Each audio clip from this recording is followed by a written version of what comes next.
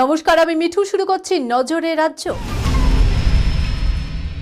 যিশু পুজোয় গিজগিজে ঠাসাঠাসি ভিড়ে পাশাপাশি হাঁটল ক্রিস্টোফার জারবার, উৎপল দে, আবু ওবায়েদ। ধর্ম যার যার, উৎসব সবার। সেই প্রবচন ঘুরল পায়ে পায়ে। Russell Street, Chowringhee, Kyd Street হয়ে জনসমুদ্র চষে ফেলল কলকাতার সাহেবপাড়া। সেলফিও তুলল সকলে। কামড় বসালো রিচ ফুড কেকে। মাথায় প্লাস্টিকের বলগা হরিণে শিং লাগিয়ে তরুণীদের চিল চিৎকার। Let's party. সেই পার্টির সংজ্ঞা বদলালো ঘড়ির কাঁটার সঙ্গে সঙ্গে। সকালের দিকে বিনোদন পার্ক, চিড়িয়াখানায় ছিল দমবন্ধ ভিড়।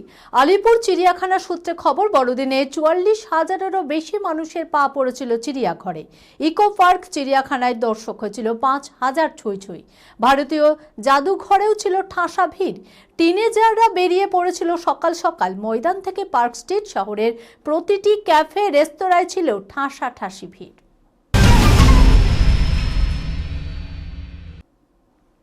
ডিসেম্বরের শেষ সপ্তাহে দাপুটে ইনিংস শীতের। নিজেই নিজের রেকর্ড ভাঙছে তাপমাত্রা।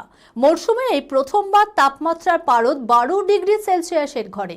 শুক্রবারের সর্বনিম্ন তাপমাত্রা 12.9 ডিগ্রি সেলসিয়াস। কলকাতা এবং সংলগ্ন এলাকায় মরশুমের শীতলতম দিন। আলিপুর আবহাওয়া দপ্তর সূত্রে খবর, শনিবার পর্যন্ত কলকাতা সহ দক্ষিণবঙ্গে চলবে তাপমাত্রার পারদ পতন। নতুন বছরের শুরুতে 2 থেকে 3 ডিগ্রি সেলসিয়াস পর্যন্ত বাড়তে পারে তাপমাত্রা। মরশুমের শীতলতম দিনে জবু তবু গোটা বাংলা। সাহসকে সঙ্গী করে নতুন অভিযানে ঝাঁপিয়ে পড়লেন রাজা রায় চৌধুরী।